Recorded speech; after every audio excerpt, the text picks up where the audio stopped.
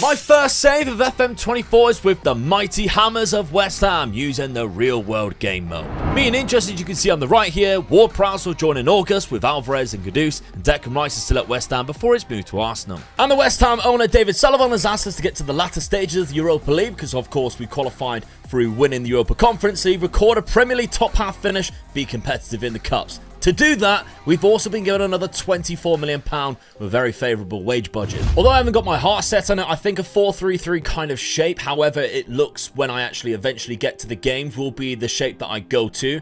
There are obviously some weaknesses in this West Ham team that hopefully we can rectify with the money that we've been given, mainly up front, possibly at left back. I know that I've got James Ward-Prowse and Edson Alvarez to come into this midfield, might not look exactly like that, but I think Paqueta and Souček will play a big part in this season, as well as the rest of these players, maybe outside of Ings and Cresswell. The backroom staff isn't too bad. We are lacking that set-piece coach, which I'll look to get into quite soon. We've got more than enough coaches, which is fantastic. Not going to mess around with that, but we are lacking in the scouting department. I tell you what though, considering it's a brand new staff role, I'm quite surprised by the lack of set-piece coaches in the game. Like, I know there isn't a really popular thing going on right now, but set pieces and tactical knowledge, the two things you need for being a set-piece coach, and 0 found with 11 of each.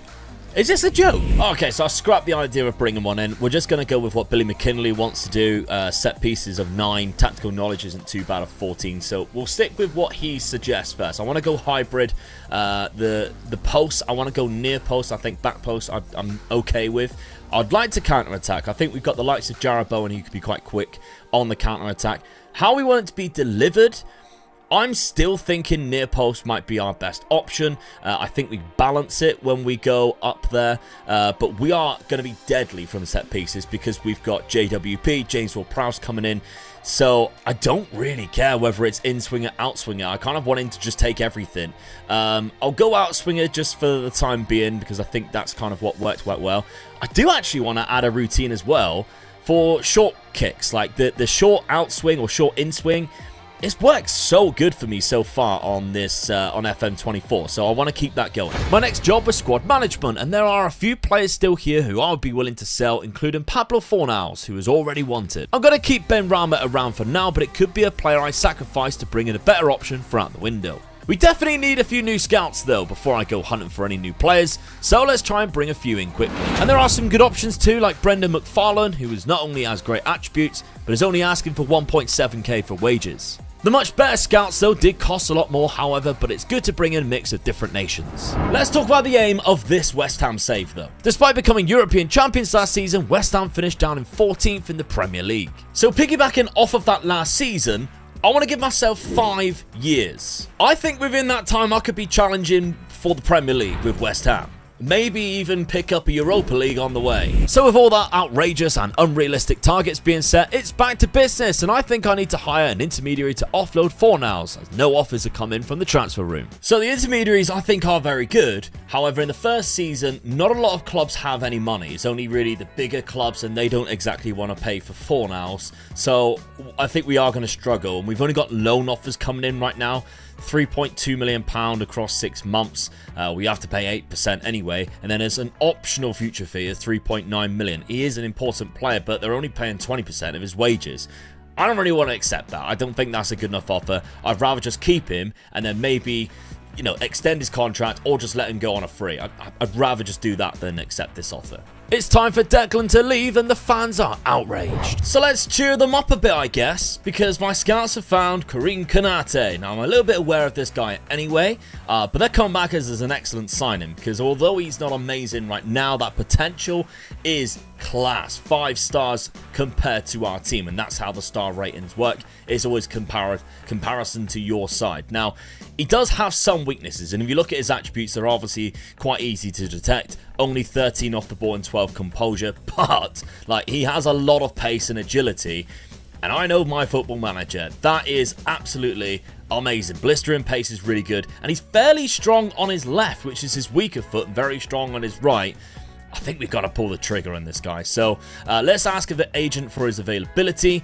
He won't be interested, of course. Which I don't think he has, because that's... I thought it was a bit strange. That's the Red Bull Salzburg Youth Academy. Says he's been on loan there twice, which I think is wrong. he moved from this club to Salzburg. He went there on loan, but not there. And you can see, so he's been there for 3 years. His current contract he signed in January, which is over 6 months ago. So I think that's a bug. Something, obviously, we're in early access. Something I'm going to report. All my new scouts have arrived now, so I can head to the recruitment focus and set them up to start searching for a new striker for me by the end of the window, as it's most definitely a priority for this season in my opinion. My backup option is to go for somebody like Wesley Said, who is a lot cheaper and can definitely do a job for me. However, I think I found my man. The scout report on Barbosa suggests that he is extremely doubtful about joining, but that's not exactly a no, and his agent is suggesting we can get a deal done however many extras he wants involved. Okay, fingers crossed this goes a lot better than the last one. If we offer a transfer, so they said up to £14.5 million. I'm going to take out the profit of next sale because I don't want to screw us over too much. They want 10 with 7.5 there, so normally you can go roughly about half of that. So let's suggest that we'll go and meet them close to that 14 mark. So maybe like 3.5 plus 10.5, 14 with that extra. Okay, that's accepted. That's a good start. There's also rumoured interest from Newcastle, but from what I'm aware at the start of the transfer window, they don't have a lot of money. He has doubts negotiating terms, feels there is currently a more appealing option in Newcastle. But, again, I don't think they have the money right now. He wants to have the number 9 shirt, that's fine. Advanced forward, I'd like to remove that because I see him as more of like a different type of forward, but we'll see though. Definitely don't want to bring in another player. Would he accept? Okay, he's good with that. He's good with that. Now it's just a contract. And to be honest, I mean, we can't muff around with it too much because there's not a lot of patience. But, I mean, there's a lot of bonuses. I get that there's a lot of bonuses. Can we remove that bonus and give him more money? Like 98. Is that going to really damage us? No. Okay, I'd rather do that because I think he's going to score a ton. And that would cost us more. No problem with the work permit, and Gabigol is now a hammer. And I'm delighted to bring him in, and hopefully he can spearhead our attack this season. Bad news for Kurt Zouma though. He pulled his knee ligaments and will miss the start of the season. Don't say it. Don't say it. Don't say it. He kicked too many cats, didn't he? He probably did. I shouldn't have said it. Pre-season hasn't gone too great. We have an incredibly difficult start with Manchester City, Aston Villa and Arsenal. I'm already having nightmares about this man. Alvarez joins the club just before the season kicks off, an exceptional player who can sit in front of that defence. But first game of the season is without Kudus and Ward-Prowse, who are still to join the club. We are rocking a slightly weakened team because of it, and of course the absence of Kurt Zouma, but Barbosa is straight in at number 9 in that deep line forward role. Now with the tactic, I haven't messed around too much with the player instructions. I think I've only actually added 2. It's just the box-to-box midfielder with Souček get further forward, because he's really good at that, like running late into the box. And with the striker, with Barbosa, more direct passes. He's very good at passing, so I think with like Bowen going in behind him, I think that could be a really good little play that we've got there. So outside of that, it is a custom vertical tiki-taka balance mentality. We're fairly narrow, but we are using the underlaps, work the ball into the box, standard tempo, shorter passing. We're counter and counter pressing, and out of possession, we are high press, but with a standard line, getting stuck in, more often trigger press. But it's Man City, so I'm not expecting too much. However, I should never have doubted the lads, and they played incredibly well, worked set pieces perfectly, and when Ben Rama's shot come back off the post, Gabigol was there to tap it in on his debut. And it was the only goal of the game too, and we thoroughly deserved that win. And I don't care that Erling Haaland was injured. Right after that match, Ward-Prowse joined, so it's time to really set up the set-piece routines. Because even though the corners are set to outswinger, I want James Ward-Prowse to be taking every single set-piece. Alongside our shock win, Luton held Chelsea to a draw, Arsenal battered Tottenham, and Liverpool defeated Manchester United on Monday evening. We had some money left over, and my scouts found a solid left back at Stuttgart from Japan called Hiroki Ito, who has everything I'm looking for and can fill in at centre back too if needed. So I approached his agent, who is also excited to get a deal done. A bid was accepted, and we were right into contract negotiations, and the player wasn't asking for too many bonuses, so I just tried to bring the weekly wage down just a tad, and we had ourselves a deal. But we faced late pressure with active interest coming in from Saudi Arabia. Gabigol gets himself into the team of the week. First time I've asked him without a single Manchester City player there. Aston Villa up next though, and Zouma returns with Ward-Prowse making his debut and Paqueta going up left. And it was another masterclass from West Ham in snatching 3 points from a 1-0 win, with James Ward-Prowse combining well with Paqueta to set up Souček. Considering we are away from home as well, we dominated the game too with 60% possession. We are flying right now with 6 points out of 6 6, of course, with Bournemouth ahead of us alongside our next opponents, Arsenal, so that's going to be a tricky one. Man United beat Luton Town. We've got Man City getting their first win against Wolves this weekend, and then the big boys, they all picked up some wins as well. Other than Tottenham, who for some reason I think are just really underrated on this game so far. Another player in Mavropanos joins, and it could be time to also say goodbye to Mikel Antonio, who's 33 now and has interest from Burnley. And after gaining a work permit, we complete the signing of Hiroki Ito. With one more transfer to join in Kudus, it's time to pick our squad to face the Arsenal. And I'm being brave and changing both fullbacks with Ito and Mavropanos making their debut. And although we didn't win, we still have yet to concede a goal yet. 0-0. But I still can't get rid of Antonio, as clubs feel his wage demands are far too high. But Mohamed Kudus has joined, and now I have that problem that every manager wants to have. Where am I going to fit him in? Because let's be frank, he needs to be starting, I guess. And now we have an excellent midfield, and I don't quite know who to drop, possibly Souček. I don't know. I guess we're going to have to wait and find out. With our excellent start to the season, I still think we could have a couple of transfers to make before the window shut. But I'm yet to see much out of hiring intermediaries, as I have tried several times with Pablo Fornals, but the value gets lower and lower, and then he just refuses to go. Bournemouth is our next opponent though, just after the window shut. And this is all I seem to be getting back from the intermediaries. Loan deals with optional future fees, and that's very frustrating. Even with Kudus coming in, I feel like I still need one more midfielder for depth. And I noticed John McGinn is on the transfer list for the same amount as I have left in my transfer budget. So I pulled the trigger. So he has considerable interest, but he does want to be an important player. I can't guarantee that I'm going to play him every single game. I kind of want him to be like a regular starter more than anything. But I think he might kick off about that. He's actually alright with it. Okay, now it's just down to wages. I hate it when they do this. I just go ask Noble and then see what they come back. 77. So I think that's actually what he's already on at Aston Villa. I'm pretty sure I seen that his contract was already 77 grand. So, I mean, he's a lot patient. His agent's very patient. We can bring him down a fair amount, and even his bonuses aren't even that much, to be fair. This is quite a cheap deal, to be honest. I think he's just one of these guys who just wants to play football. And I'm happy to give him the football. 68 grand a week. That's a good deal in my opinion. We finally had another bid for Antonio. It's just whether he actually goes, because I think I've accepted 2 bids now. Both times he's rejected the contract, so hopefully he actually leaves and goes to Fulham. But into the transfer deadline day we go, and no movements in and out as of yet with Antonio or McGinn. But 2 offers have come in for Ben Johnson. One, a loan deal from Palace, which I don't like. However, the bid from AC Milan, I'm going to accept. Finally, Antonio has decided to leave the club and join Fulham, and we also have an offer for Fornals from Everton, which again is a loan, but has a mandatory future fee involved, and I'm going to negotiate slightly. Half of the team are annoyed that we sold Antonio. I'll deal with that, but Johnson leaves to join AC Milan, and Everton match our negotiated bid for Fornals. And John McGinn is on his way to London, and we get the deal signed. A midfielder with Premier League experience and the type of resolute player that I want to be playing for West Ham. And finally, Pablo Fornals has decided to leave too and join Everton, with around 9 hours left of the transfer window. I think I'm happy with this squad though. It's a shame I can't register Ogbonna, but I have decided to keep Ben Rama for now in case we do pick up some injuries. Europa League draw time, and we are in pot 2 as the second seed, and we eventually arrive in Group H alongside Bayer Leverkusen. A difficult first team there, but the next club to join is AEK of Greece. And finally, the last team to join us is Rakow from Poland. Definitely not the hardest group that's here. We should definitely qualify from it, probably battling Leverkusen for that top spot. But with deadline day passing and the window shutting, it's time to focus back on football and our home match against Bournemouth. Kudus comes in with Souček dropping to the bench alongside John McGinn. And we started the game off putting Bournemouth to the sword immediately, with James Ward-Prowse playing Gabigol through to score just after 4 minutes. But the man of the match was the debutant Mohamed Kudus, who just signed from Ajax and picked up his first goal already from midfield. Bournemouth didn't offer much, and in the second half, Edson Alvarez fancied one from range to make it 3-0. And when I say they didn't offer much, I meant one shot all game and 40% possession. And that result puts us second only behind Arsenal at the moment, who somehow managed to still beat Newcastle 5-3 after being 3-2 down in the 90th minute. What a mental game that is. We continued our excellent performance after the international break with a fantastic win away at Wolves. But in the Europa League, we travelled to Athens to play AEK and got absolutely crapped on.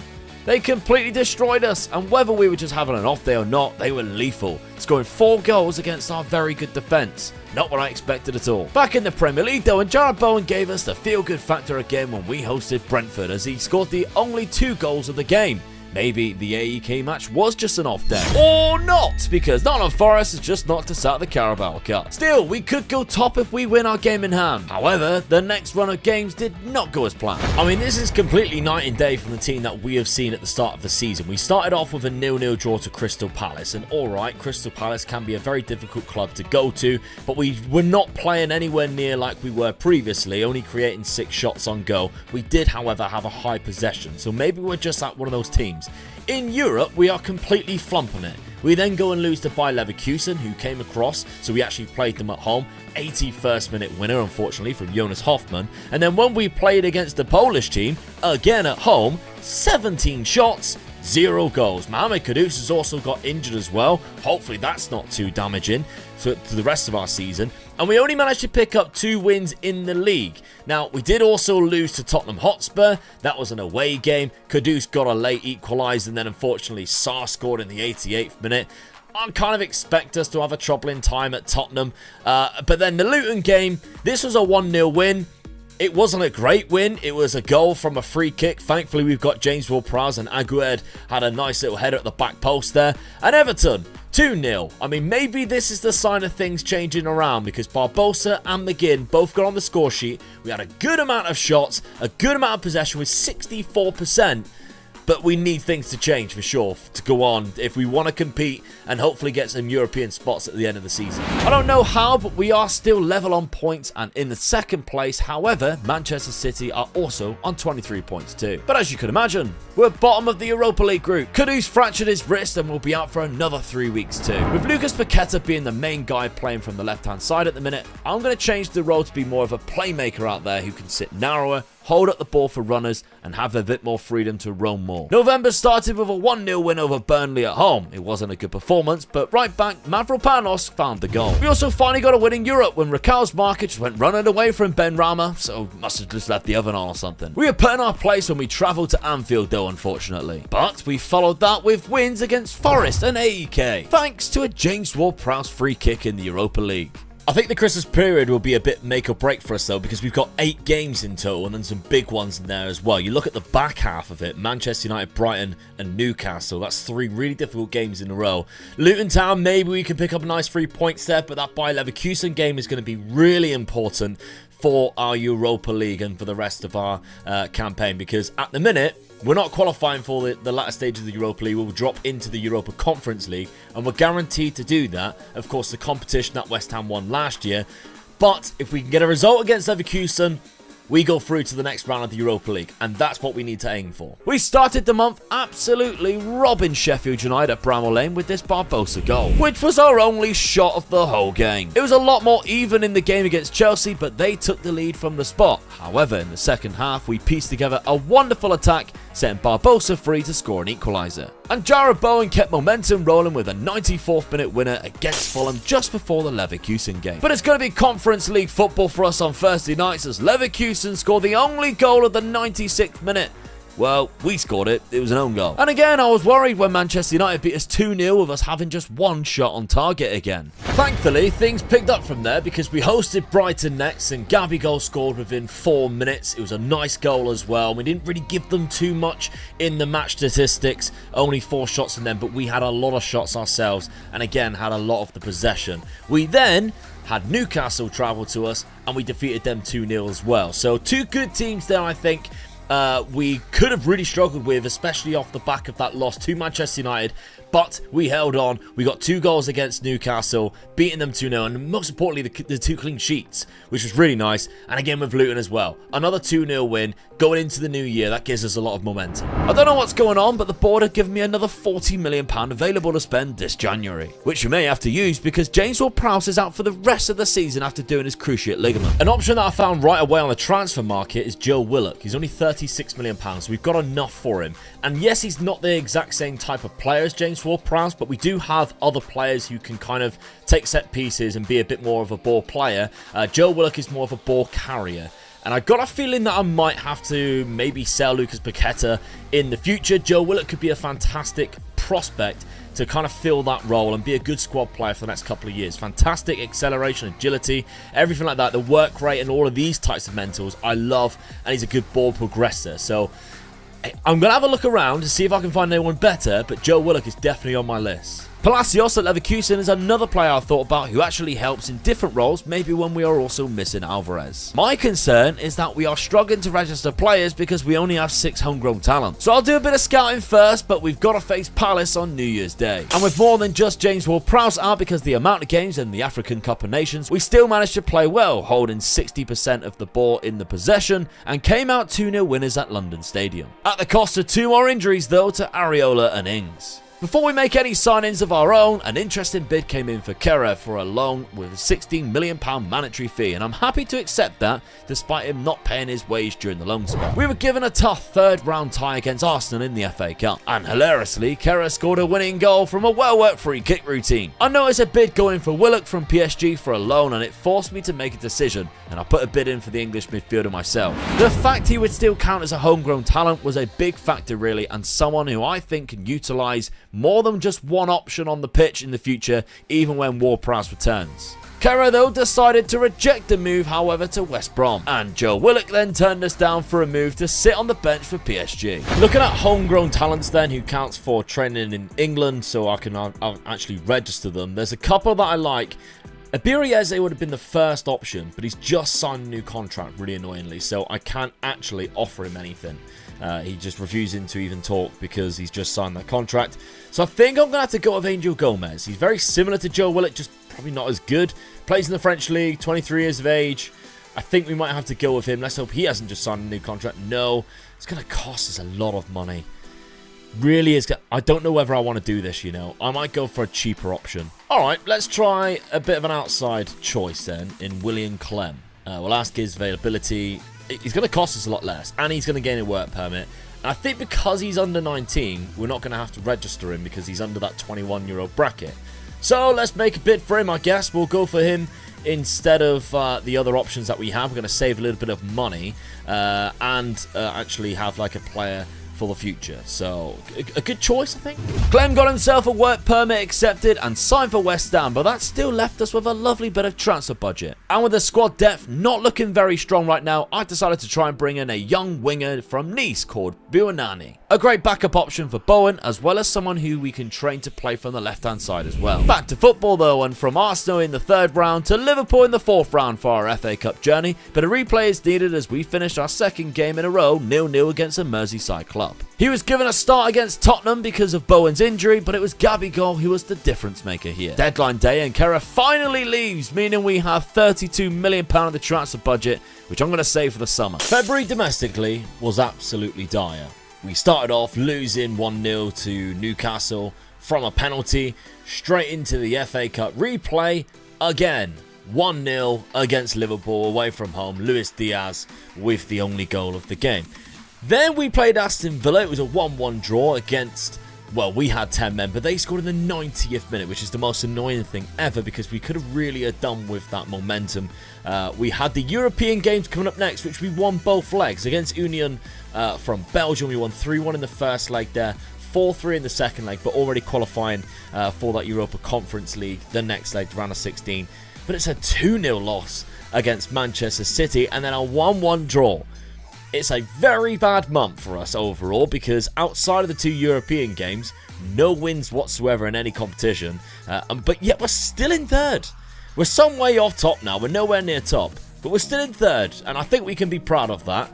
In the Europa Conference League, we've been given our draw. It's against Lille. Maybe I should have bought Angel Gomez after all. In that next round against Lille, however, we did take the lead when our cross was deflected in for an own goal. But of course, Angel Gomez had a say in the result, and he assisted the equaliser in the first leg. Thankfully, though, it didn't cost us from qualifying, as when we travelled to France, we came away with a comfortable 2-0 win to progress through to the quarterfinals. However, again, we couldn't win a domestic match in March either, with Liverpool next and join Frankfurt in Europe. And yet, even though we haven't won a game in 2 months, we still sit in the top 4 for now, with Chelsea and Arsenal right behind us, and even Nottingham Forest being a surprise contender, just 3 points behind too. First leg of the Conference League quarter-finals we played in Frankfurt, and Hiroki Ito scored the opening goal.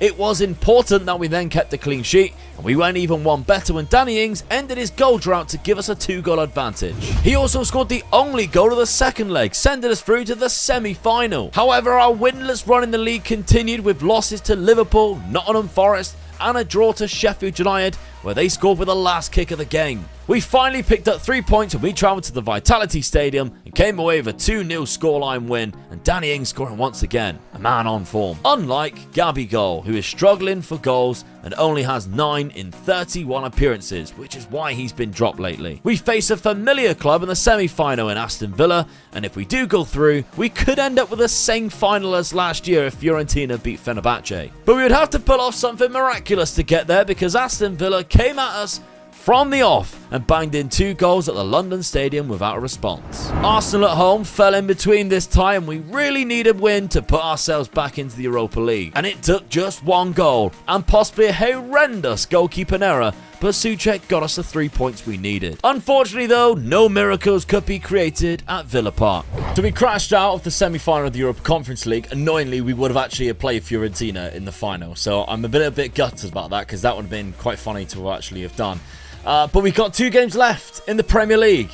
36 games played, 63 points. Still a chance. It's an outside chance, but there's still a chance we finish in the Champions League spots. So, I mean, who would have thought? We've got Brentford and Wolves as well in the last 2 games. 2 very winnable games. So let's see what we can do. In that penultimate game against Brentford, it was Ben Rama with the only goal of the game against his former club. And it goes down to the wire though, as Chelsea nicked the 92nd minute winner to keep them in 4th. So on the final day, with 1 game left, we need Arsenal and Chelsea both to drop points, which could happen with Arsenal away to Fulham and Chelsea away to Liverpool. Now the good thing is here that Aston Villa held Liverpool to a draw in their penultimate game of the season, meaning Liverpool haven't won the league yet. It was a 94th minute Mohamed Salah equaliser after Moreno put Aston Villa 3-2 up. So they almost lost that game. But that means that Liverpool are only 2 points ahead, meaning they have to get a good result on the final game of the season against Chelsea. So that might do us a bit of a favour. We also need, obviously, Fulham to do something against Arsenal. Fulham are mid-table. I haven't really got anything to play around with. So hopefully something happens there. We just need to make sure we beat Wolves first, though. And we do have a couple of casualties, but still a strong lineup. But we did just that. Once again, 1-0, but from a Kurt Zouma header. However, Arsenal grabbed the 91st minute equaliser at Fulham, but still 4 behind us in the league. But this Nicholas Jackson 94th minute goal changed the whole season's outcome, because that won the game for Chelsea in the final dying minutes. So unfortunately, that keeps us in 5th place, which we can still be proud about, but it means Manchester City become champions, leapfrogging Liverpool on the final day of the season. So it is Europa League football for us once again next season. However, the ever so sexy Karen Brady has told us we have £60 million to spend this summer. Many players on our team are currently wanted, which could see us completely overhaul the team. I'm still unsure about Barbosa, as he seemed to stop scoring goals, although the interest in him is quite weak, so I might just have to keep him anyway. I possibly want to think about changing his role and bringing in a secondary striker to help us score more goals. Looking at squad management, Crespo's contract is up, but I'm happy to keep him if he accepts a lesser role and a lot less money, but it seems like he still wants to start every game. I can't really offer that, so I'll send him for a release. Same as Ogbonna, who's about to turn 36 and didn't play at all last season. One thing I've got to be aware of the next 2 summers, I think, is the age of majority of my first team players. If I go by ability here, a lot of them are 29. The first 3 are 29, in fact, and then the rest of them they should be fine, because if I'm going to go for 5 seasons, I need to be aware of this, because I'm not going to be able to accomplish much with a bunch of 35-year-olds. Also, I think I settled on something with a tactic. I say settled. I'd like to try this. Now, it's kind of an offset diamond. Usually, you'd have it in the middle, and these two would be a bit further across. But I want Barbosa to be the lone striker, but have a deep line forward, and Kudus can do that in that striker role. He's very good at that. Jared Bowen's also quite a good shadow striker, if I'm honest. So I think I'm going to have a blast at this. I haven't changed anything from the midfield and the defense, because we kept so many clean sheets, it was unbelievable. So all I've changed is that. And then I've also added the go down the left-hand side and made it slightly higher tempo, just because we don't really have a right-hand side. Karen Brady just told us they're going to build a new stadium. What? I mean, I didn't think they moved into the London Stadium that long ago at all. Like, what was it, 2018, something like that? But because of bigger crowds and high demand for tickets for the home matches, we need a bigger one, or to be confirmed. Bournemouth were relegated, and I very much like their centre-back Zabarnyi, but not willing to pay £60 million, so I'm trying to stir things up by making an inquiry. Villa couldn't do what West Ham could in beating Fiorentina in the European final, though. I also hired an intermediary to sell Cornet, and Leeds have come back with a cracking little offer. The inquiry to Bournemouth was dismissed, but the player seems flattered that he wants to impress me. I feel like he's flirting with me now, and I'll tell you what, I like it. Some notable manager movements happened in that first season too, with De Zerbi, Eddie Howe, Big Ange and Arteta being the most surprising departures. Bringing in some huge names too, like Ruud van Nistelrooy, Valverde, Hansi Flick, Diogo Simeone, Shevchenko and even Wazaruni. And speaking of departures, Cornet leaves and gives us more in our transfer kitty. I noticed Danny Ings was wanted by Bournemouth, who can't quite make up the funds yet to buy him, so I thought I would be smart and put an offer in for Zabarnyi, whilst also offering up Danny Ings as part of the deal.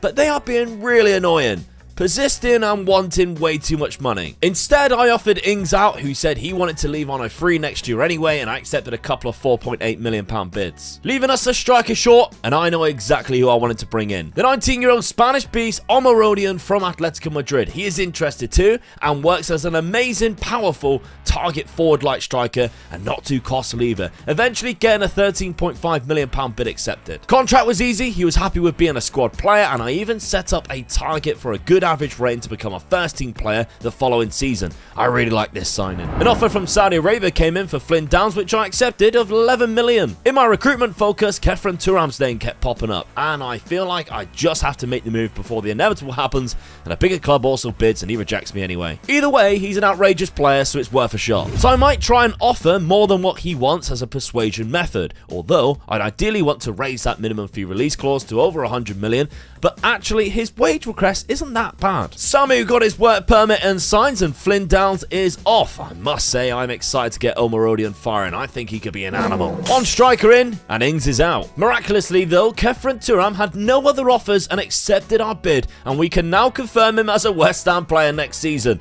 and he improves our midfield massively. So I've got about £16 million left with a good enough wage budget as well. I just don't know where I need to spend it right now. If I look at my tactic, I'm kind of happy to set up like this at the start of the season. Let's just have a look at my best 11, which I don't really agree with, but we'll just rock with it anyway and just see what it's like.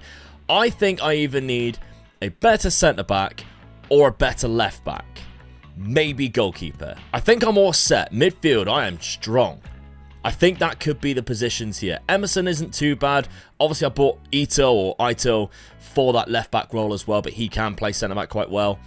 But do they need an upgrade if I'm to take it to the next step? Option-wise, I like Tyreek Mitchell as he's a quality left-back and fits the homegrown quota. Or, of course, we keep pushing for Zabarnyi at Bournemouth. However, Inacio is even better, and Sporting can't rip us off like Bournemouth are trying to because he has a minimum fee release clause, which I'm going to activate. No interest from other clubs, and he's interested in signing, so I just knocked the release clause off his contract, and we get a deal signed. But with all of our friendlies done, and last season's nemesis Aston Villa in the first game, Inacio gets his work permit and signs for the club. And by the way, I noticed we're in the Champions League this year, bumped up from Europa League because of the coefficient points and 5 teams are qualifying. Inacio comes straight into the lineup, but Thuram stays on the bench because of fitness, but I feel like we are much stronger than last season now. But what a performance this was, and James Ward-Prowse coming back from injury and scoring the opening goal. But overall, the team all played well and we were lethal in front of goal. Gabby and Sammy both got on the score sheet, as well as Inacio, who bagged from a set piece. Aston Villa didn't know what to do and only managed to score once, already 4-0 down. But even then, Samu had time to get his second goal of the game on his competitive debut and picking up man of the match. Thuram started the next match against Forest, who took the lead from Danilo's sweet strike. We relied on our new French midfielder to bail us out from defeat as he scored the equaliser on his starting debut. We signed a new backup goalkeeper too in Kovar after Fabianski's retirement, picking him up from Leverkusen on the basis that he counts towards being homegrown as well. Now, I think I'm done with the transfer window unless something big happens on deadline day, but I've played 2 more games since. A 1-0 loss at Anfield to Liverpool, unfortunately. Darwin Nunez scored the opening goal. We were quite good in this. We didn't have a lot of shots, but I feel like we held our own. But Lucas Paqueta missed a penalty to equalise, and that pretty much cost us. So Alisson did also get man of the match. Then we lost to Leeds 3-2 and at home, and we just weren't good. Bunani actually scored a goal, so did Kudus. I played Bunani in that deep line forward role on the right hand side, as you can see here, of Barbosa. But the rest of the team kind of let him down. Kudus was fantastic. Our two midfielders was good. Thuram wasn't, unfortunately. So, yeah, a bit of a bad loss there to Leeds United. So, we go into September with Manchester United in our first game. But we've been given our Champions League fixtures. So, I think it's quite exciting to have a look at this and see who we've got in the Champions League. PSV, Inter Milan, Atletico Madrid, Monaco, Barcelona, Leipzig, Shakhtar and TSC. For some reason we haven't got the English team. I thought that we had to have an English team because of when you have more than 4 who qualified, but maybe there hasn't been 4 that qualified. I don't know.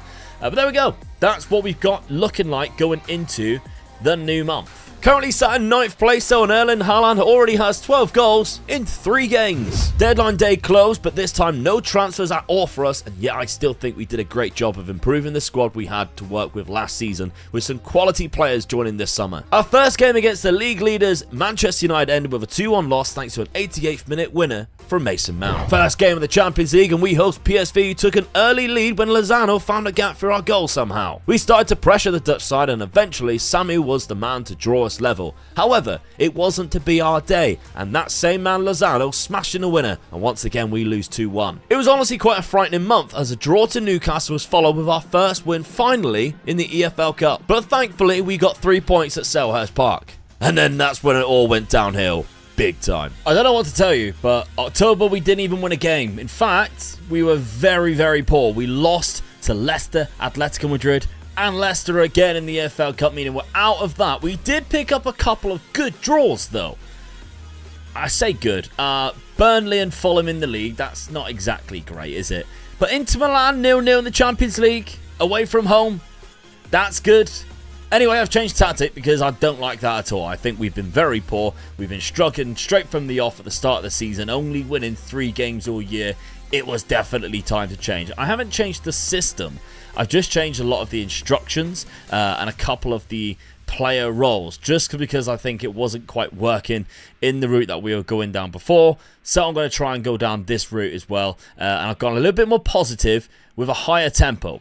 I've got a feeling that we just need to up the tempo a little bit, be a bit more positive. We might actually start scoring some goals there. It's hard to tell if it had an instant effect or not, but we did go 1-0 up against Manchester City. However, Alvarez got a straight red card after just 13 minutes, and from then on we clung on until Phil Foden's equaliser on the hour mark, but still I'll take that point. I started to lose hope, however, when we lost to Monaco and drew to Everton at home. But then finally we were due a great performance, and as a result, we went away to Brentford and scored within 1 minute. McGinn's goal kept us a goal up until a set piece, and Inacio doubled it to give our first win in months. But then we hosted Barcelona in the Champions League, and I couldn't believe my eyes as Mavropanos curled it into the top corner.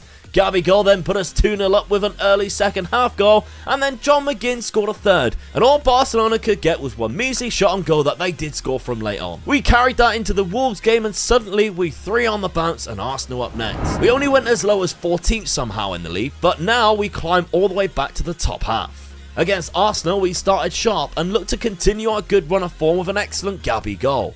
But then a controversial last man red card to Inacio threw things up in the air. But this game had everything, including a missed Arsenal penalty. Our 10 men on the field couldn't hold them off any longer though, and Santiago Jimenez levelled the score with time to play, and when a misplaced pass in midfield happened, only one outcome was happening. Arsenal stole all 3 points. But the performances didn't take a dip, and we were back to winning ways, and we were scoring a lot more goals than previously, especially Barbosa. It wasn't all wins. We drew to Leipzig despite dominating the game with more shots and 62% possession. And we didn't play well against Spurs, who destroyed us 3-1 unfortunately. But Kudus scored 2 goals in a 3-2 win at Craven Cottage. And when it was finally time for us to give someone a Tonkin, West Ham fans will be buzzing because it came at the downfall of London rivals Chelsea. We scored 4 goals to their 0. giving them just one shot on target all game as we completely battered their goal. Followed by a 6-2 win against Brighton, where Kudus got himself a hat-trick. The month ended with a draw to Leicester, but considering we had another 2 red cards, we will definitely take that,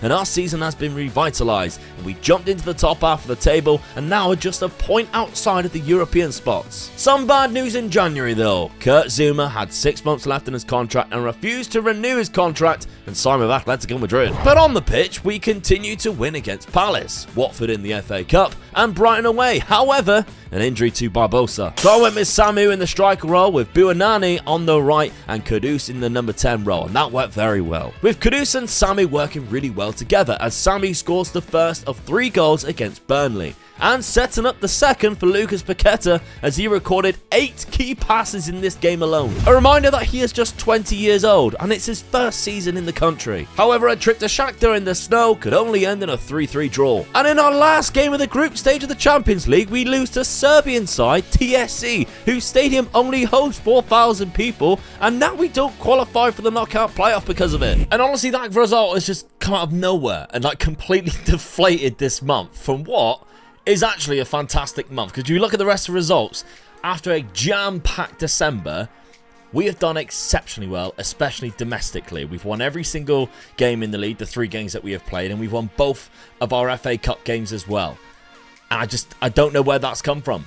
We played a very good team. Some of the players actually played really well. Mohamed Kudus, 7.2.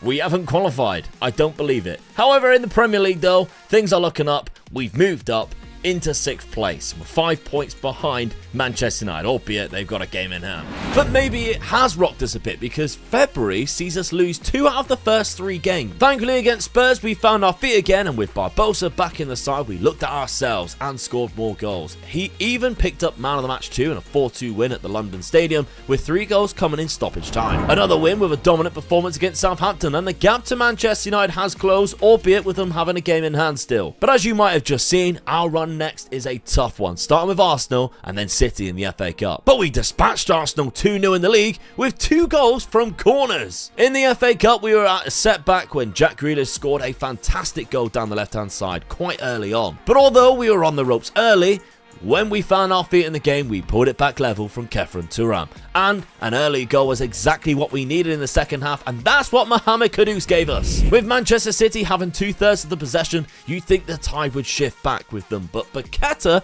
decided otherwise and made it 3-1. And with Gabigol wanting to get in on the action as well with a fantastic volley, he made it 4. All of that to be knocked out by Chelsea in the next game. Just a little blip though, as we pick up another league win against Everton, and we hold on to our 5th place at the minute in the league, which as we know could be a Champions League football again. We left it till midway through the second half before breaking the deadlock against Brentford, but Barbosa once again with a goal and a fantastic performance. Lucas Paqueta didn't make us wait too long after that, however, before he doubled the West Ham lead for us, and then a bit of class from our Brazilian striker who set up the substitute Jared Bowen. But this is where things got really interesting for the rest of the season, because Manchester City came to the London Stadium and unfortunately beat us 2-1. Kevin De Bruyne with a 69th minute winner. That led us into 2 away fixtures, the first one at Wolves, who scored a 97th minute equaliser after we put ourselves 2-1 up from being a goal down. Then we go straight to Ellen Road, and yet again, an 87th minute winner, we think, from Gabi Barbosa, but no, Jack Harrison with an 88th minute equaliser. It's very frustrating. Now we've got to go and face Liverpool at home, who is in 4th place, the position that's above us, because we are still in 5th. I don't know how we're holding on, but the games around us, Liverpool, Newcastle, Manchester United, are our last 3 games. That's incredibly difficult.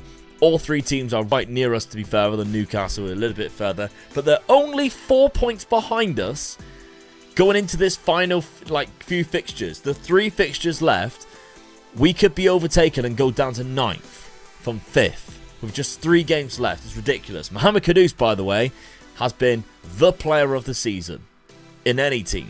He's been incredible. So now is the time for us to perform, and that's exactly what Gabriel Barbosa decided to do, scoring within 12 minutes. And I'll be honest, Liverpool produced nothing substantial all game, and second half Barbosa was clinical once again to get his second.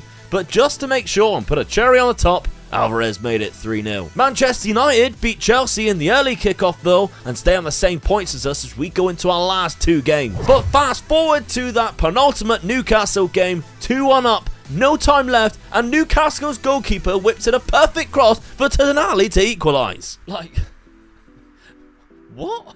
And Manchester United leapfrog us thanks to their win against Aston Villa, but we play them on the final day, of course. We wanted to start fast with a goal, and that's what we did when Ito's run and through ball went down the left-hand side, went all the way to Gabby, who slotted it in for the lead. But right after half-time, Inacio had the ball robbed off of him by Rashford, and it's 1-1, and we dropped down to 6th again. However, the hero of the day, 20-year-old Samu Omarodion with a big header smashed into the Manchester United net, and we jump back into that Champions League spot on that final day. A huge win for us right at the depth and relief after such a shocking start to the season. As well as Champions League football, Samu Omarodion smashed his target of an average rating for this season. And the beast is just getting better and better. What a player. The lovely Karen Brady also told me I have £64 million in the transfer budget. And with Kurt Zuma leaving on a free, the centre-back is our #1 target. Karen also invited me on a date. It's the opening to the new 85-seater stadium costing £500 million in 2029. My target for centre-back is Mark Gehi from Crystal Palace, who will cost pretty much all of our starting budget, but I think it'd be worth it this summer. But Palace really are playing hard to get. Apparently we are 20th in the league for wages to turnover ratio, which is quite good, with Villa being top of that. But our offer was accepted by Crystal Palace, and with other teams, including the Saudi Arabian, interested, I needed to make this happen, so I'm going out of my way to make sure I give him more than what he wants to sway him to East London. I also noticed a certain Neymar was running out of contract, and I'm going to shoot my shot.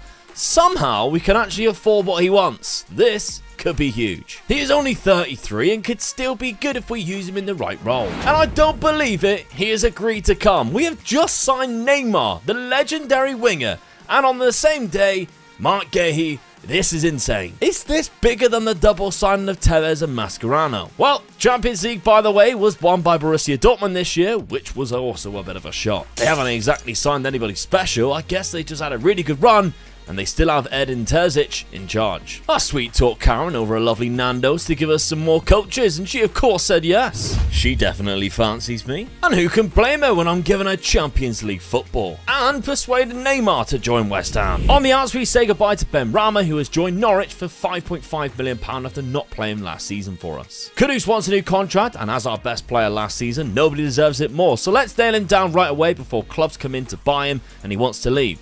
200k is a lot, but he is fantastic. And right on cue, Man City are also interested in it. I'm up for loaning Bunani out as his first team chances are quite low this season, so giving him a season in the Championship with Sunderland I think is the best way. A bid has come in for Alvarez, and he is amazing, and if I pick my best 11, he does go straight into the team. However, I have a lot of great backups in Ward-Prowse or John McGinn, and there is a position I need strengthening, so I'm going to need the money. And £40 million I'm going to go up to, and it's accepted. Upon selling Alvarez, I've made players fuming, led by Neymar, which is pretty funny. I've already annoyed him, and he's just joined the club, but I managed to squash the situation. Now, the position that I alluded to earlier that I might look to strengthen is the goalkeeper, because Alphonse Areola is only 2.5 star. He's 32. We're not going to get him any better, so that's possibly something to look at. However, there are a couple of alarming things when I came to the squad plan, and it's very rare that I actually use the squad planner, but for this, it helped because I've only got one good right back. Well, one right back at the club, and he's actually a centre back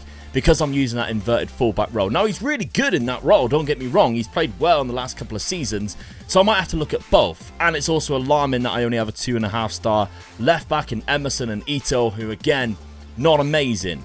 So, as much as I have really advanced my centre back situation with Inacio and Gehi coming in, I think I'm going to look at the goalkeeper first, but have that right back in mind because I definitely need a backup. And I've created a bit of a short list of players that I could bring in for that. So hold fire a sec. I've got a few on my list right now.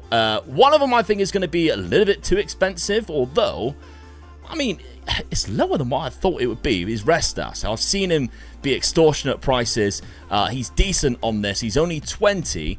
He's very good right now, and if we did ask for availability, it would only actually cost that much, which I'm surprised with.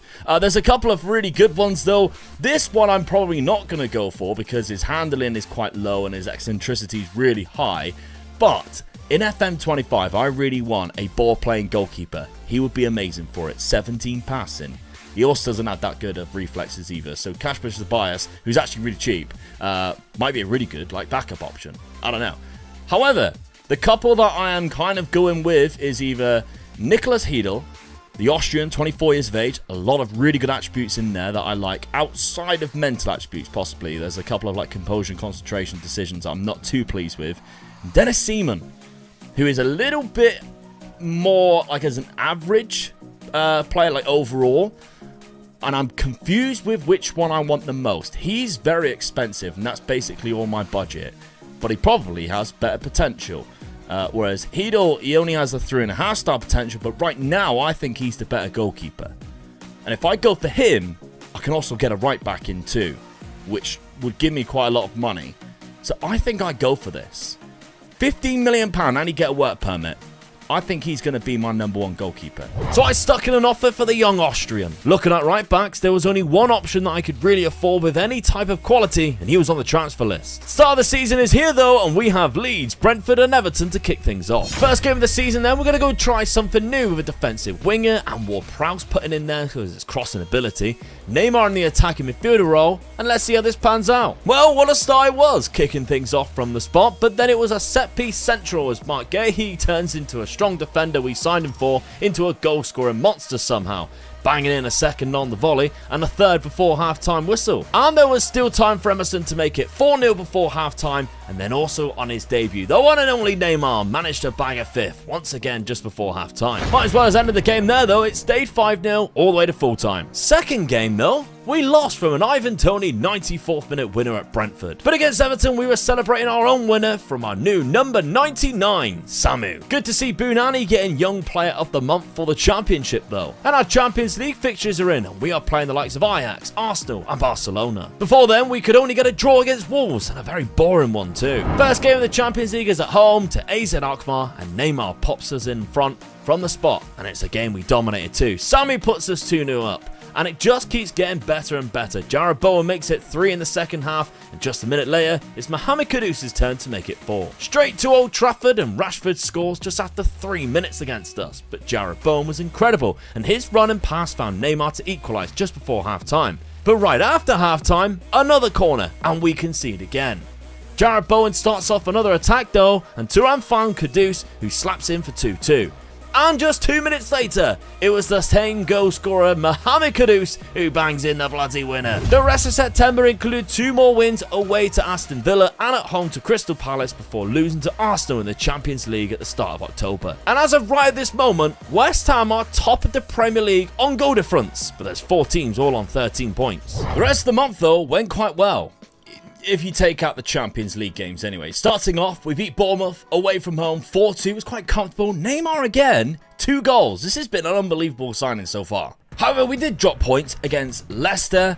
Tia Calvin managed to pick up 2 goals when we were already 2-0 up. That was really annoying. James Ward-Prowse and Kudus got on the scoreline, and it was a game that we kind of had the main chances in. We had more clear cut. They had more possession, but I think we just overall performed way better than them, which is really unlucky that they come back with 2 late goals. That then led into a 1-0 loss against Ajax in Amsterdam. I'm not too mad at it. Obviously, I would love to have done a lot better in the Champions League, but right now, our league form is so good, I'm kind of that's my main priority. Which is good, because then we went to St. James's Park and won 2-0 with Kefren Thuram and James Ward-Prowse with the goals. A fantastic performance. Overall, we played fantastic, and I think our new formation is starting to progress really well. I think our defence has been solid since Gay's come in, and Hedel's come in at the back. He's made a lot of saves in this game. This was a fantastic game for us. And we ended the month knocking Bournemouth out of the EFL fourth round of the Cup. Obviously, we just played them in the league and beat them then, so I was expecting to win this, and we did just that quite dominantly as well. But then we played Chelsea, who at the time was top of the Premier League. We were just behind them because of the 2 points dropped to Leicester, and, well, it was okay. A 1-1 draw, Neymar again, Raheem Sterling equalised right after, then Inacio got himself sent off, and we managed to hold on for that 1-1 draw. And that result kept us within 2 points of the top still in the Premier League. Back to winning ways in the Champions League before we faced Manchester City at the Etihad. We already won at Old Trafford, and Samu intercepted a ball on the halfway line after just 7 minutes and went through to score. However, you can't give opportunities to Erling Haaland, and that's exactly what we did next. It's 1-1. But it's Neymar to Samu, and he's off like a rocket once again and is absolutely deadly. And within 20 minutes left, Jarrod Bowen puts daylight between us and makes it 3. And Man City could only muster up a consolation goal, and we win at the Etihad. And it's Liverpool up next, where we found ourselves 3-2 down before Samu broke the defensive line and smashed an equaliser off the bar, before Lucas Paqueta snagged the winner from the penalty spot. What a relief. And in the Champions League, James Ward-Prowse was man of the match against Villarreal as we scored 2 free kicks and got an assist from Samu to score in an amazing 5-1 victory at home. We were so close to beating Forest though, who scored in the 94th minute. Frustrating end of the month, but what a month considering the opposition. And with Barcelona and Spurs to play within the next 3 games, it put us in a great position, sitting in 3rd in the league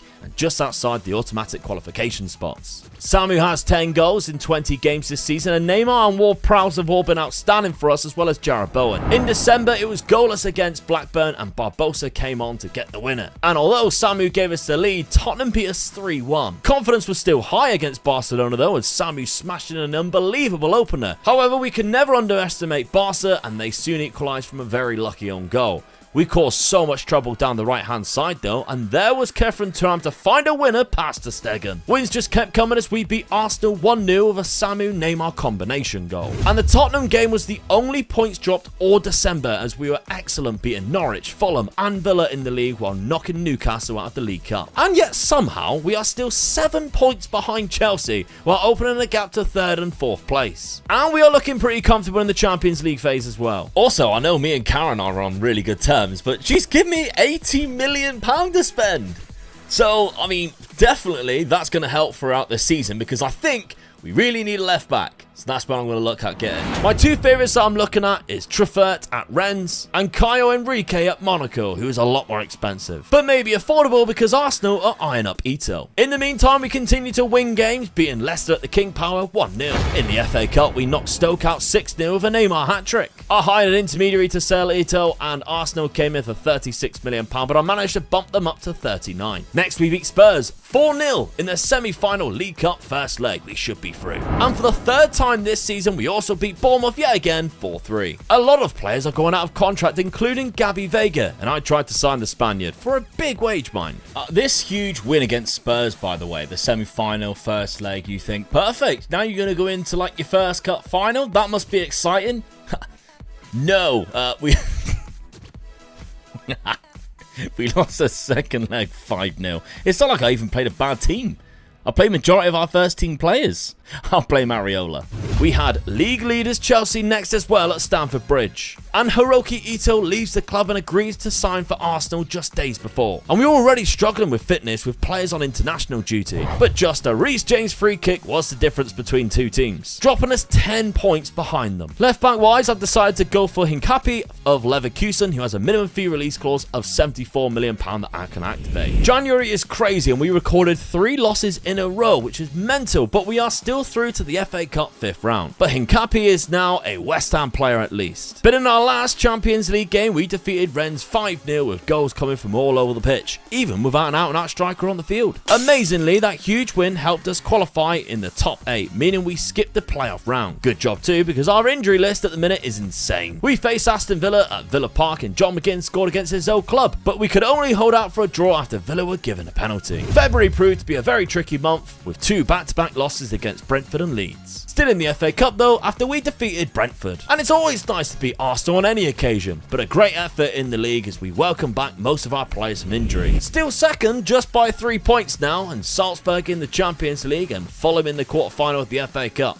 In the first leg of the Champions League tie against Salzburg, they took the lead after just 15 minutes. Thankfully, although we didn't come back to win the first leg, Kudus did manage to equalise. Lost in the league to Norwich though, and a second leg time, and thankfully it was much better, and once again Kudus scored our first goal. Neymar still is capable of brilliance though, as he flicks the ball through brilliantly to Kudus to score a second. John McGinn eventually finds space in the box to smash home a third. We also progressed through to the semi-final of the FA Cup with a 2-1 win against Fulham at Craven Cottage. Not the best performance, but nonetheless, we got the job done. Our Premier League form is down the toilet though. Dropped down to 4th too. Dortmund in the Champions League and Arsenal in the FA Cup semi-final. First leg is at Dortmund's incredible stadium though, and somehow we take the lead against a run of play, only for Taylor Booth to cancel that out minutes later. Again, Emerson this time put the Travelling Hammers back into the lead just before half-time. But there was still time for Adeyemi to make it 2-2 at half-time. Jarrod Bowen sent us flying out the blocks after the break, with a goal on the 46th minute, and it stayed 3-2 until stoppage time when Paqueta made it 4-2, only for Dortmund to squeeze in a third to keep the tie very close going into the second leg. 4-3 was also the result we pulled off at Anfield. Outrageous. With Lucas Paqueta managing to score the winner on the break of play in the 95th minute. We managed to pull off a 2-1 win in the home leg and progress to the semi-final of the Champions League. Speaking of semi-finals, it's FA Cup semi-final time and we fall behind to an Arsenal goal just after half-time. However, very late on, Inacio manages to score and send it into extra time, where Emerson breaks down the left, finds McGinn, whose cross is turned in by Gabby, and we are through to the FA Cup final, where of course, it's Chelsea who awaits us. Meanwhile, it's Barcelona in the semi-final of the Champions League. And just before we take a look at the first leg of the Champions League, let's have a quick recap of what's been going on in the Premier League. Because even though I've been doing really well in other competitions, so have I been doing in the league. 5-1 against Nottingham Forest to kick things off that month just before that Borussia Dortmund game. Obviously, we mentioned about the Liverpool game in between, winning at Anfield 4-3, that's incredible.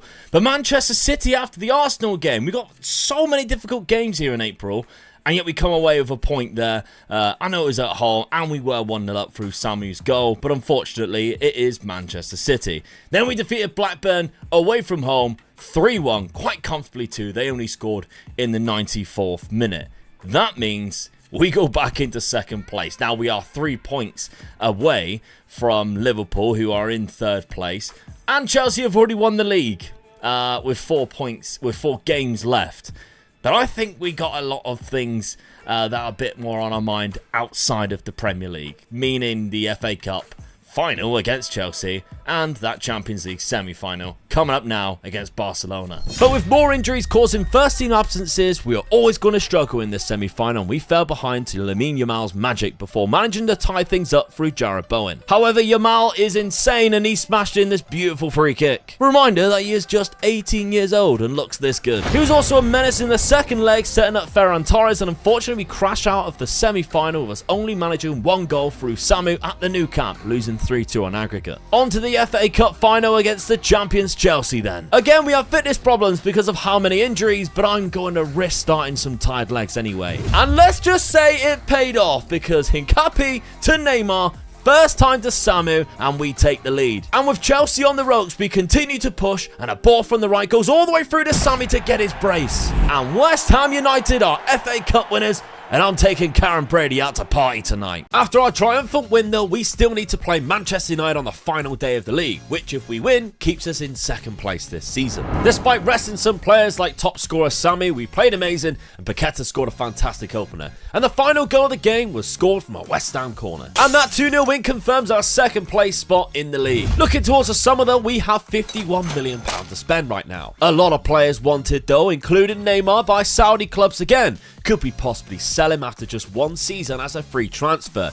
I know one thing, I don't want to lose this man, the beast, Samu. Bounani had a great season out on loan, and I've got a decision to make with him right now whether I keep him in the team for next year. His development over the last season has been fantastic really. He definitely needed that season and first team football. Development wise, I'm really impressed with Nicolas Hedo and how he has progressed in just 1 season. Felt like we needed a better midfielder, so I went for Javi Guerra at Valencia, but his wages are ridiculous. That is not happening. So instead I went for the Benfica midfielder João Neves, who isn't as good but wage wise will be cheaper and has a great potential to get better. He was soon after granted a work permit, and our first signing of the window is confirmed. I am looking to sell a couple of players too, with Jarrod Bowen maybe being one of them, with interest already in him, as well as Paqueta, who Saudi clubs have been after for over a year. Sure enough, an offer came in for Paqueta, which I negotiated slightly and was accepted by Al Nassr. Another one out is Areola after season on the bench. Al Nassr also want Hedo, but they will have to pay out their arse to take him. 2 offers in for Neymar, so let's accept one, reject the other, and offer him out for more to see if we can create a bit of more. That's Sure enough, there's a higher bid, so we'll try that again and raise it to 46 million. Again, a higher bid. So let's accept that one, cancel the last offer,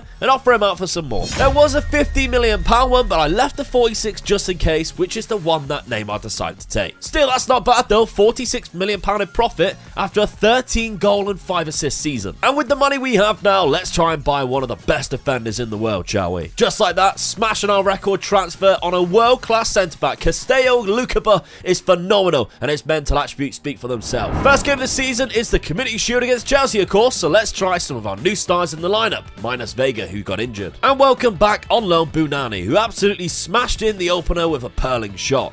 Lukaku did cause us a lot of trouble all game, and he set up Sterling to equalise in the second half. But guess who's back to score the winner? The beast, Samu. Our first league fixture was at home to Bournemouth, and it was some performance by Samu in this 5-0 win as he bagged himself a hat-trick to really kick things off for him at the start of the season. And I'm already seeing progression in the player who was lethal last season, so who knows how many we'll get this year. And of course, that started bringing in offers for Samu, like this pathetic bid from Manchester City that I will be rejected. But we follow that up with a poor performance against newly promoted West Brom. Samu did get a 95th minute equaliser as well. Back to winning ways, beating Everton 3-0. But Samu was on fire again. Yet another hat-trick for the young Spaniard, this time against Southampton, away from home on a 4-1 win, where João Neves also got his first goal for the club too. But make no mistake, Sammy was man of the match and took the match ball home. We do find ourselves out of the EFL Cup at the first stage though, because Rooney Badji smashed in a great winner. Brentford, who beat us in this fixture last season, took the lead early again. However, this season was different. Sammy scored an equaliser in the 96th minute. First game of the Champions League, and we win away from home against Freiburg 2-1 with an early goal from Sammy and a second excellently taken by Mohamed Kudus. And we started really well in that competition, beating Benfica 4-2 as well. In the league, we got a good draw away from home against Brighton, and even bigger a win away from home to Leeds. And then came October with the most up and down month that we'll probably actually do, starting with a 2-0 win against Wolves where we absolutely destroyed them. 24 shots we had to their 2, only 1 on target. We absolutely dominated the game, Mohamed Kudus and Thomas Souček with the goals. Then we travelled to France and got battered by Marseille, a team that we should definitely be beaten. And then to the league against the champions at Stamford Bridge, and this is where I'm starting to think that we're still not quite good enough. They beat us 2-1 for Fana, Fernandes and Thomas Souček got the goals, but we didn't really look like we were in it. We only got that one clear chance from Thomas Souček. Outside of that, we just weren't good enough. And then we go and batter Fulham, and it's kind of like we are really good against the mid-table teams or the bottom half of the teams like Fulham. I'm always confident we're going to win these games, but I'm never confident that we're going to beat a Chelsea or a Liverpool or a Man City. We've done it, don't get me wrong, but we don't go into these games now and I'm thinking, oh, we're going to snag 3 points here. And then every now and then we drop silly ones. I think we need to bolster up the midfield a little bit. I think I'm too open.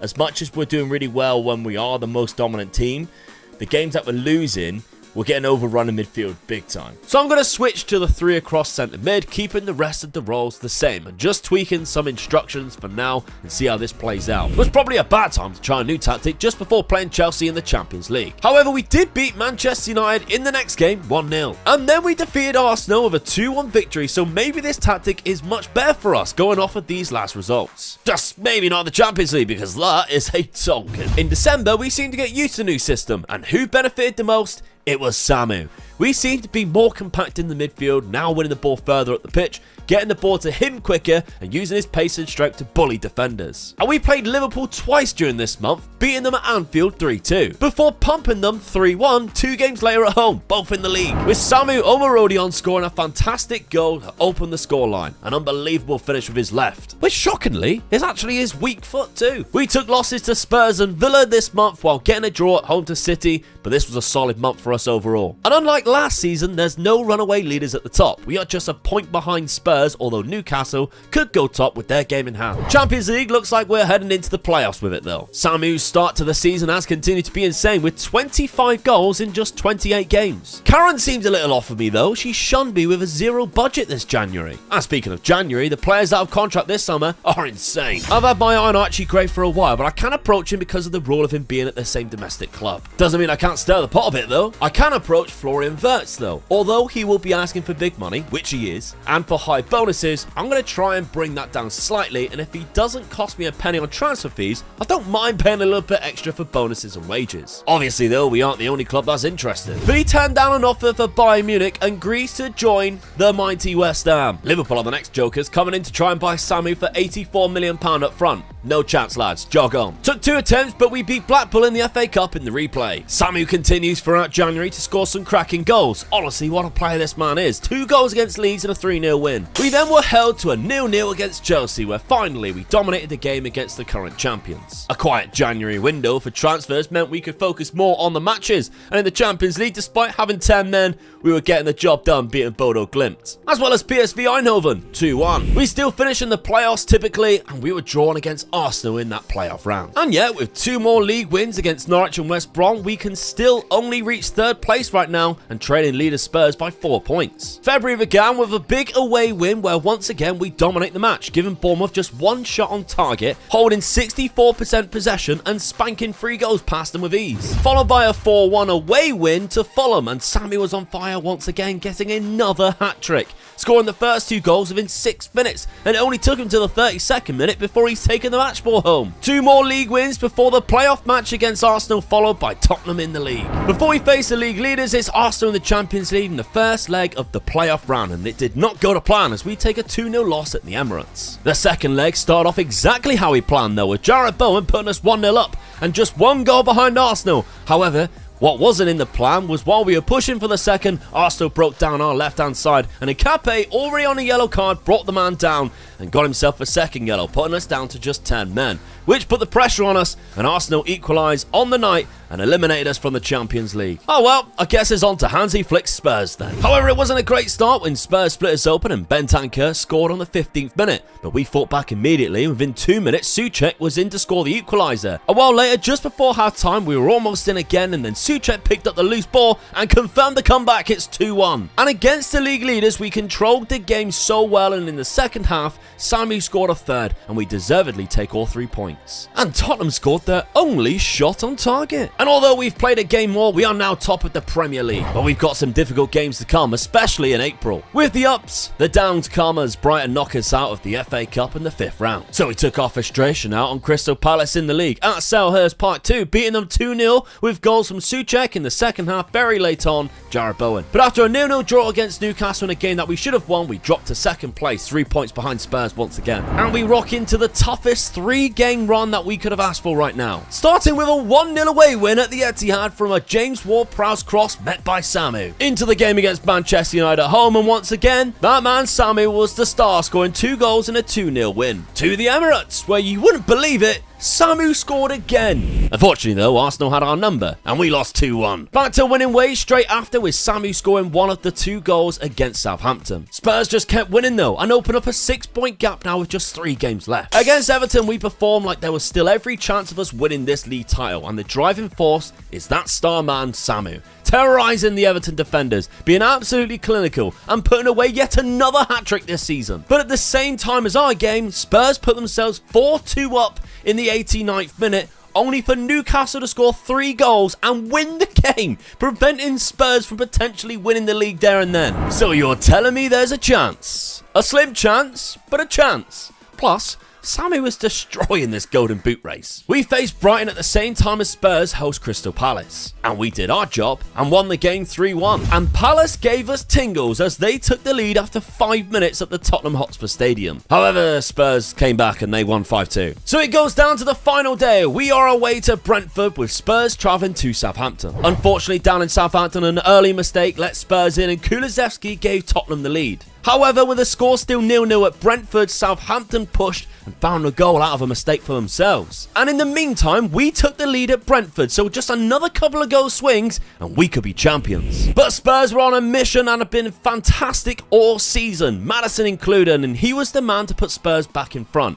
And in the second half, the league title was signed and sealed as a Tottenham Hotspur win when Redondo made it 3-1. We still got our job done though, and Sammy picked up 1 more goal for the season to end on a high. We were so close this time, and it was kind of refreshing to see a different team in the title race, but with 1 season left of my time at West Ham, can we go one better? And by the way, Samu, 35 goals in just the league alone. Incredible. Let's hope the Beast will be back in a West Ham shirt again next season. Even with Wirtz coming in on a free, we've been given £16 million to spend. Although making this team better, it's going to be very tricky. Really, all I can think of is maybe a right back, but those roles suit Wan-Bissaka really well. Or a world-class centre midfielder. Tottenham, despite winning the league, couldn't do the double against Leeds in the FA Cup final. Joshua Kimmich is available for such a cheap cost, but he's on 400 grand a week.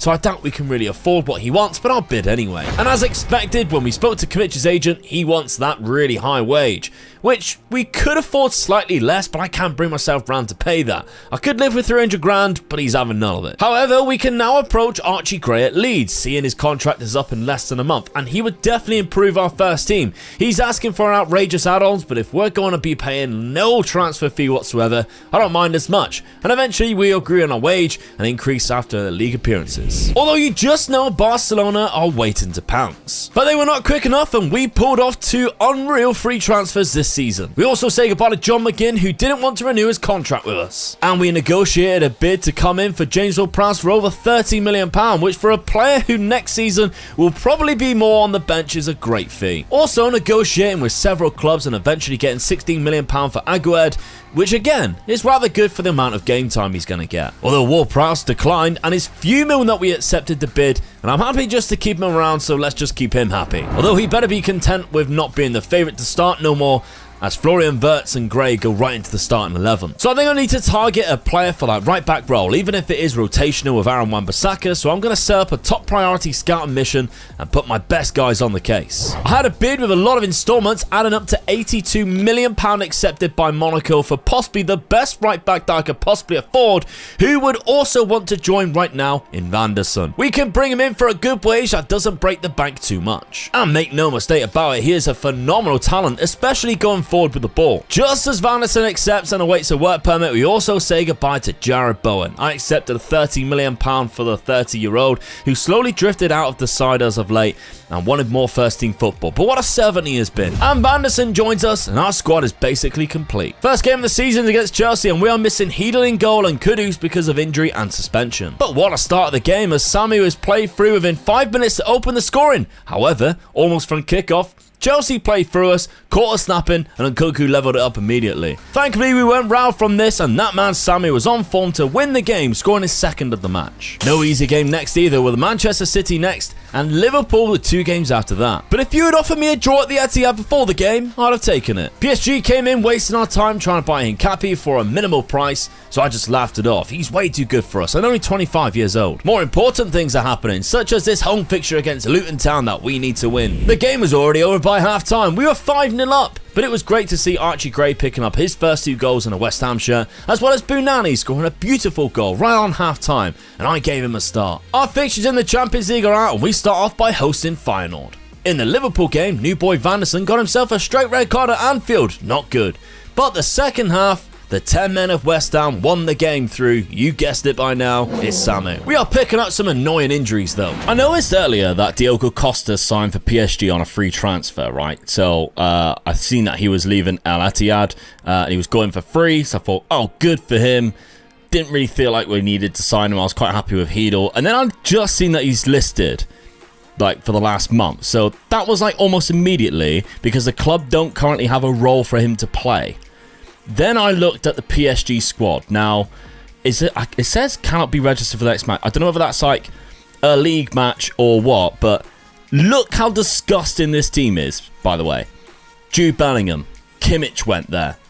Diogo Costa, Xavi Simons, Donnarumma, Gonçalo Ramos. Like, this is unbelievable. They got Scalvini, Gertrude, who I was interested in earlier in the window, but didn't make a move for him. But this is absolutely disgusting how they've built this team.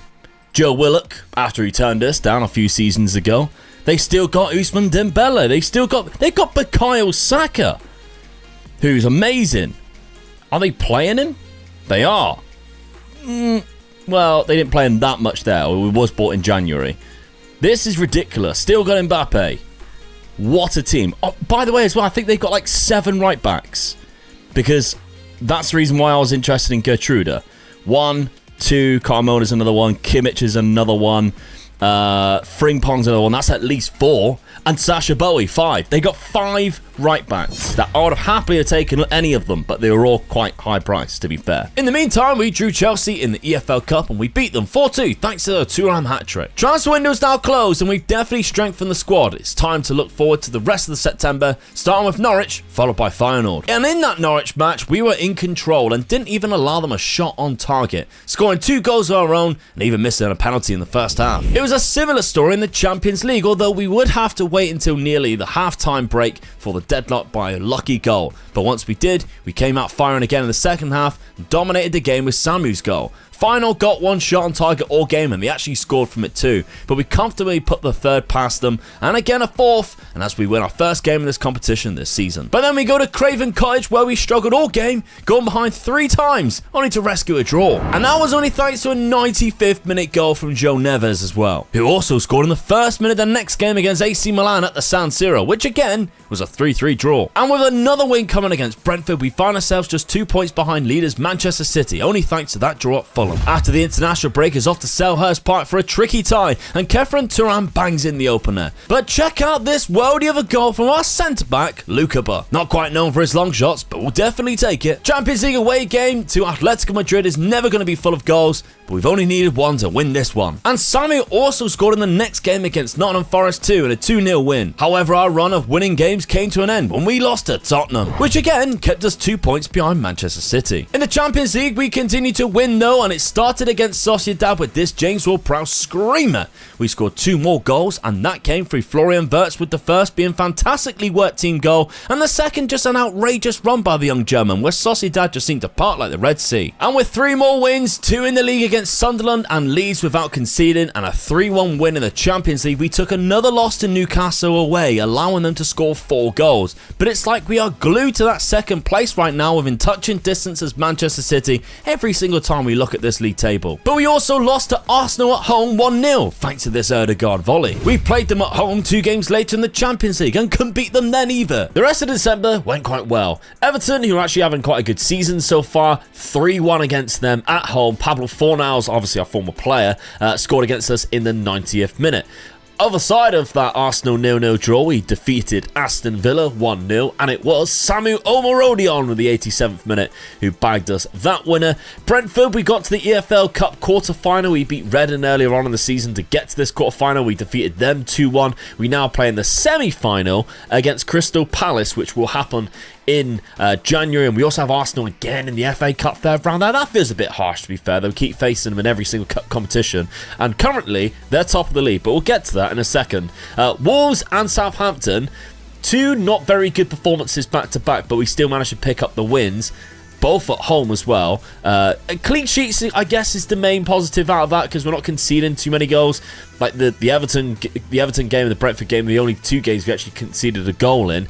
But then a 1-1 draw at Old Trafford with Anthony scoring in the 95th minute to equalise for them. That was a little bit heartbreaking. And then to go to Southampton, who are not having a good season and not being able to score there, and it looks like, obviously, we can see Nicholas Heedle got man of the match there, means that they played really well. And we, unfortunately, should be coming away with 3 points there, and we haven't. It's now put us 5 points behind Arsenal, again, who are top of the league. They've had a great little 2 months, I guess. Man City have dropped off a little bit, and we've actually gone ahead of them now. But yeah, I mean, you can see Southampton and Man United both with 10th and 11th. That's 2 points dropped in both of those games, which would obviously put us just behind Arsenal by a point. Now we've got a gap to catch up to them, and they're starting to run away with it just a little bit. The new year began with Kudus scoring 2 goals from 2 set pieces, with the first being a free kick and a second being a penalty. And in the FA Cup, we finally got one over Arsenal, knocking them out 1-0 at the Emirates, before drawing 0-0 to Brentford. We really are struggling to score goals right now, just 1 goal in the semi-final first leg of the EFL Cup. And in the Champions League, we played in the frost of Austria, and Barbosa got a 92nd minute winner. It was also that goal that broke his incredible goal drought of over 30 games. Despite this being the last season of the series, West Ham offered me a new contract. I decided to accept. With no transfers to talk about this January, we kept focusing on the pitch instead, winning the other Premier League matches, including this 1-0 win against Manchester City, thanks to Kudus. And we are through to the next round of the FA Cup. And for the first time this season, we established ourselves as top of the league, whilst also qualifying in the top 8 of the Champions Champions League phase. But that's when it all started to go downhill, unfortunately. Well, after we put ourselves in the EFL Cup final. But then came 2 losses in the league. First, a 96th minute goal from Lukaku, giving us a 3-2 loss against Chelsea. And then we lost 4-0 at home to Spurs. We somehow going from like scoring no goals whatsoever to then beating Manchester United 5-3. I mean, you can see they're scoring goals here. They actually went 2-1 up at this point. But we came back and we were absolutely clinical, especially in the second half. We've got majority of our goals and most of our luck in the second half, defeated Manchester United 5-3 at home, which, to be honest, we have been beating them quite often, and they're now like basically a mid-table side. That's a hell of a goal, by the way, from Kudus. But that loss to Tottenham just completely threw me off, and we've got them in a couple of games' time in the EFL Cup final. I know, it's quite annoying actually. And we go into the cup final from another win, this time against Wolves at Molineux, after Samu picked up 2 goals and Archie Gray's run from deep was found to slot in a third in a 3-1 win. But it is a League Cup final against Spurs, and Archie Gray gives us the lead at Wembley in the pouring rain. But then the direct approach, Spurs equalised from Richarlison's header, and in the 81st minute they took the lead through Xavi Simons. There was still late drama though, as we found our way back into the game as João Neves got an equaliser in the 90th minute. But would you believe it? Spurs play Richarlison through in the 92nd minute to win the cup final in the dying seconds of the match. And then Nottingham Forest knocked us out of the FA Cup a game later. That was a double whammy. And Aston Villa beat us 2-1 in a Premier League match. But despite that awful month, we are still only a point behind league leaders Liverpool, although it is incredibly tight in the top 6. Some good news though, as we travel to Amsterdam in the first leg of the round of 16 for the Champions League to face Ajax. We pretty much cemented ourselves in the quarter-final already with a tremendous 3-0 victory with 2 goals from Archie Gray and 1 for João Neves, beating them with the same scoreline in the second leg too. In between those 2 legs, however, we got stuffed by Everton without getting a shot on target. The only other game in March was a 5-1 win against Sunderland. April also sees some tough fixtures, including Porto in the Champions League, and in the Premier League title race genuinely includes 9 teams, with Chelsea only 7 points behind us with 7 games remaining. I've never seen that. And we didn't do ourselves any favours, drawing 0-0 to Leeds in the following match. First leg of the quarter-finals in the Champions League against Porto in Portugal, and we come away with a comfortable 5-2 win after completely destroying them early doors and putting ourselves 3-0 up after just 20 minutes of gameplay. Meaning our second leg 2-0 home win sees us cruise into the semi-final of the Champions League with a 7-2 aggregate to face AC Milan. The title race was still electric and as interesting as ever during April, as we counted down the games until the end of the season, with teams within the title race playing each other. Here we are taking all 3 points against Newcastle in a 5-1 win, but then also losing to Arsenal 2-1. We needed a very late Florian Wirtz goal to prevent a 0-0 draw at home to Fulham, and Sammy got his first hat-trick in what seemed like forever against Luton. And with just 2 games left, it whittled down the teams to possibly only 5 who could win the title, including Liverpool, City and Everton, who were just within 2 points of us in first. But we were also trying to win the Champions League, and we put ourselves 1-0 up in front against AC Milan in the semi-final. But their star player Rafael Leao kept them alive for the second leg, getting a deflected equaliser. But what makes it so interesting is that we play Milan next, and then Liverpool, who are sat in second just behind us in the Premier League. What a finale. Back to the Champions League, and with it all square, Leao scores to give Milan the advantage. However, on the 26th minute mark, it was Samu there from a set piece to bring it to 2-2 on aggregate. And early in the second half, he was there again to tap the ball in for a second on the night. But Milan replied immediately, bringing the tie to 3-3 before ending our Champions League dreams from the penalty spot, and they head to the final, where they will face PSG with all their right backs. So let's go and win the bloody Premier League, shall we? Set pieces were always going to be a factor, and our short corner cross routine found Luka Bud to put us ahead in the second half. And while Liverpool pushed for an equaliser, we countered them, and substitute Bunani bagged our second goal to give us all 3 points. Manchester City also lost in the Manchester derby, but Everton and Arsenal both picked up wins, meaning it is a 3-horse race going into the final day, with West Ham, Everton and Arsenal all battling it out to lift the title. And with all 3 teams playing away from home, anything is possible in the final day. And our final lineup of the season, we have almost a full squad and a very, very strong 11. But the final day started with Everton putting the pressure on, scoring the first goal within 5 minutes. But apparently it seems the Norwich goalkeeper had money on West Ham winning the league, according to this absolute blunder. However, straight from kickoff, Norwich got themselves an equaliser, and we're back trailing Everton. That is until Fulham also found an equaliser. Another goalkeeping howler allowed Arsenal to take the lead, but they need us to lose to do anything. But even though we couldn't score anymore, we held on to the draw, and we lift the Premier League title. That's right, West Ham are champions. What a title race that was. The player of the series, of course, has to go to the one and only Samu. What a beast. Thank you very much for watching. Make sure you're subscribed.